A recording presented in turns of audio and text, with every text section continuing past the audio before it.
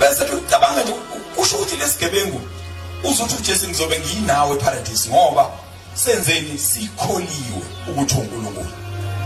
Ukholwa kuphela, kholwa ukuthi uJesu uNkulunkulu, kholwa ukuthi uyindodana kaNkulunkulu.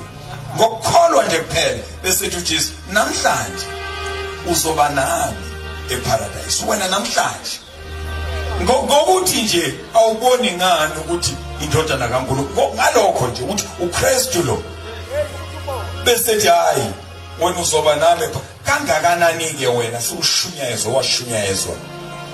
Lesigebengu sasingafast, lesigebengu sasingafunda iBhayibheli, lesigebengu sasingangene emanzini sithi siyabhabha, azange sibhabhadiswe lesigebengu. Umuntu ngokuthi sithe nje awuboni ngani ukuthi uNkulunkulu lo indodana, ngalokho nje bese ngizoba nawe namhlanje. Hayi akasho ukuthi next year mhlambe kanjani kusafuneke uyokwenzela umsebenzi wesangu, kusafuneke mhlambe phela u3 months. Namhlanje uzoba nami eparadise. Ukhombisa uNkulunkulu ayikho into ongayenza wena ukhombisa ukuthi ukholwe kakhulu kuNkulunkulu. Ayikho into ongamncenga ngayo owuyicengele ngayo kuye, ngoba yena uphelele unakho konke.